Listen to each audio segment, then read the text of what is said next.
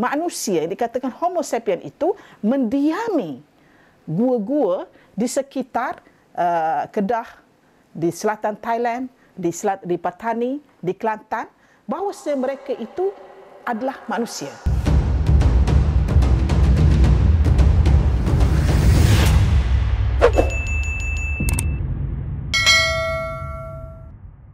Saya Profesor Dr. Saleh Yaakob. Saya produk ataupun keluaran Universiti Islam Antarabangsa. Takhusus saya, specialization saya dalam bidang falsafah Nahwu Arab dan pemikiran linguistik. Sebelum saya menerangkan siapakah orang Melayu, kita perlu tahu bahawasanya bagaimana muka bumi Semenanjung Malaysia ataupun tanah Melayu pada ketika dulu. Kita berdasarkan kepada dapatan yang kita dapat daripada geological approach, bahawasanya alam Semenanjung Tanah Melayu ini tenggelam pada tahun 6,000 tahun yang silam. Jadi kalau kita ingat di situ 6,000 tahun dia bersamaan dengan banjir besar Nabi Nuh. Ya. Jadi maksudnya di sini kalau berdasarkan kepada kenyataan itu ataupun bukti kajian itu, alam Melayu ini banjir besar Nabi Nuh itu berlaku di seluruh dunia. Maka benarlah apa yang disebut dalam kitab-kitab tafsir. Ya, ia berbeza dengan apa yang disebut dalam modern writing scholars. Dia berbeza. Modern writing scholars mengatakan ianya di tanah Arab saja. Okey, back kepada soalan Melayu itu tadi. Apabila kawasan di Semenanjung Melayu ini tenggelam, maka hanya muncul adalah pulau-pulau. Sebab itu kita dapati dalam Merau Mahawangsa dinamakan Pulau Serai. Disebut Pulau Serai, Pulau Kerengga, kerana sepanjang Bajaran Titi Wangsa itu yang muncul sebagai pulau itu kawasan yang agak tinggi. Sebab kawasannya dipenuhi air dan kawasan yang paling banyak dipenuhi pada ketika itu ialah di kawasan Tioman, 5,900 meter. Ini ada dalam kajian. Ya. Berbalik kepada bagaimana pula ada manusia ataupun orang menetap di situ. Sebenarnya sebelum itu sudah ada orang.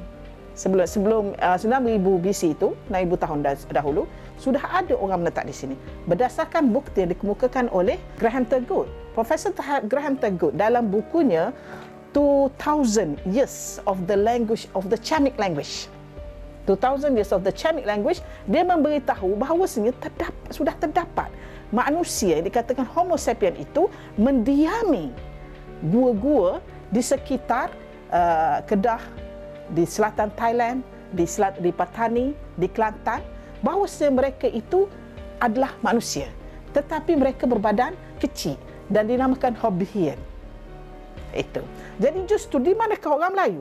Istilah Melayu itu mengikut kajian saya ialah orang yang datang ke tempat tinggi ataupun orang yang menetap penempatannya di tempat tinggi. Perkataan Ur itu adalah tempat tinggi. Dan bila kita buat kajian lagi, dia ada kaitan dengan wilayah Ur di Iraq.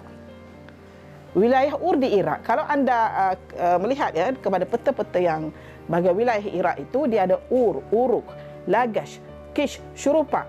Itu adalah wilayah-wilayah yang muncul sesudah banjir besar Nabi Nuh AS. Dan Ur itu kenapa dikenali sebagai Ur? Kerana di situ terdapat zigurat. Zigurat itu ialah satu bangunan dia macam piramid dan di situlah diletakkan kubur raja-raja purba. Ya, dan di Ur itu jugalah Nabi Ibrahim alaihissalam berasal.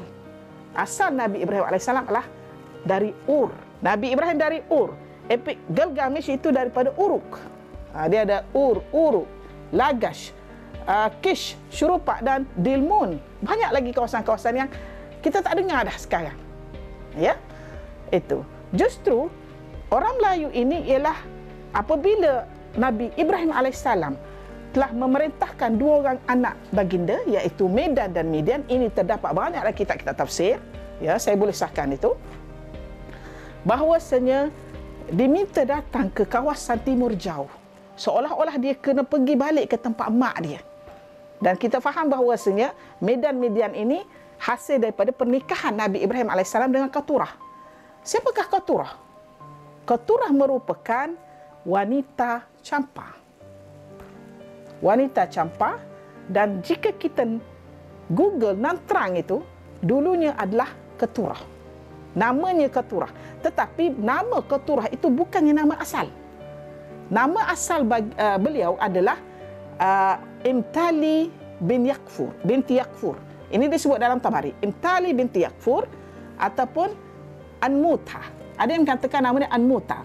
Tetapi apabila beliau sampai ke Palestin pada ketika itu melalui pelayaran orang-orang Phoenician, ya, maka pendeta-pendeta Taurah pada ketika itu menamakan beliau adalah Keturah.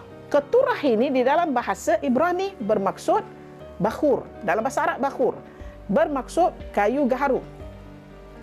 Ini disebut dalam Jawad Ali.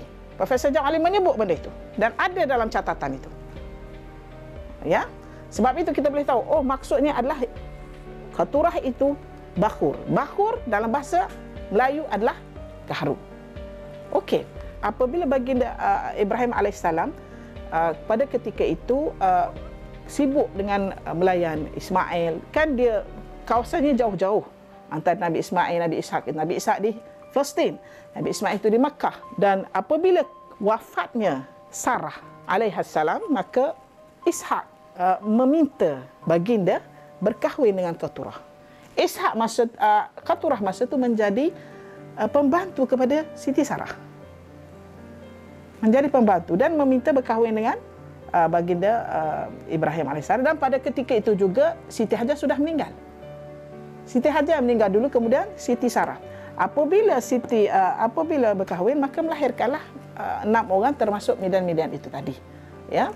Dan apabila diarahkan, itu saya back tadi, sekarang kita masuk kepada yang asal ni.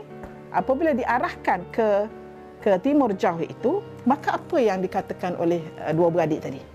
Ayahanda ini ingin mengantar kami ke tempat yang jauh, ke tempat yang kami tidak biasa, ke tempat yang banyak benda-benda asing bagi kami, yang benda-benda yang liar.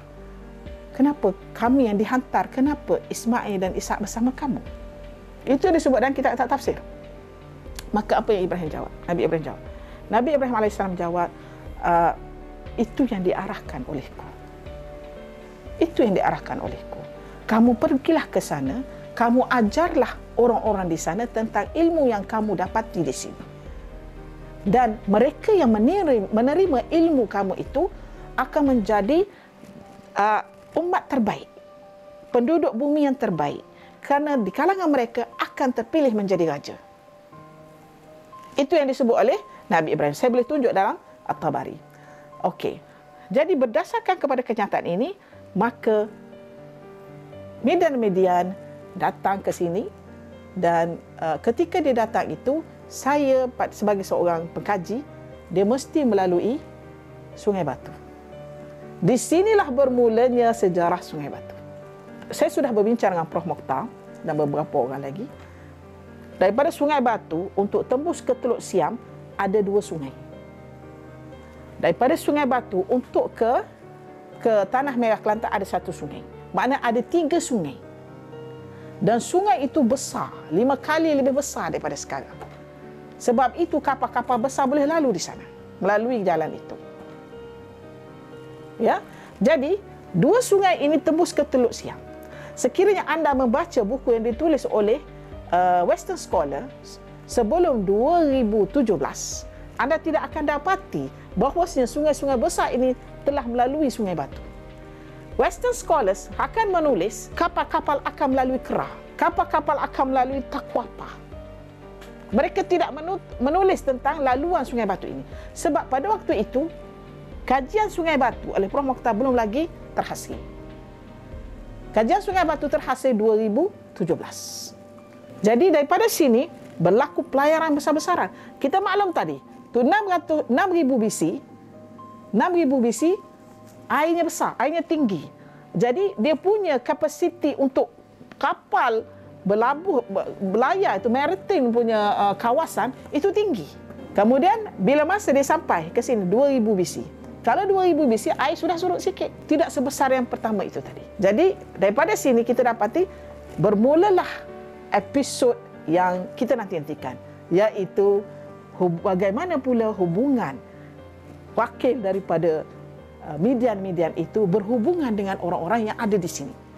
Sebab itu perkataan Ur yang digunakan, Mala itu adalah orang. Ur itu tinggi, orang tinggi. Itu disebut dalam kitab-kitab dalam bahasa Akkadi, tulisan Akkadi, bukan tulisan Hebrew. Kalau kata tulisan Hebrew, dia ambil sesudah itu. Tulisan asal adalah dalam tulisan Mesmariyah. Dia bukan dalam tulisan Sanskrit, bukan dalam tulisan Greek dan sebagainya. Dia mesti dalam tulisan Mesmariyah. Itu adalah tulisan yang diiktiraf oleh ahli sejarah dunia. Bahawasanya tulisan paling awal atas dunia ini ialah daripada Epik Gilgamesh. Ini kitabnya. Epik Gilgamesh. Malhamah Gilgamesh. Lebih kurang 4,000 BC. Diiktiraf oleh Profesor Tahar Bakir. Dan ia bukan bahasa Sanskrit. Justru kita maklum di sini bahawasanya akan ada satu isu besar di sini. Apakah bahasa di Sungai Batu pada ketika itu?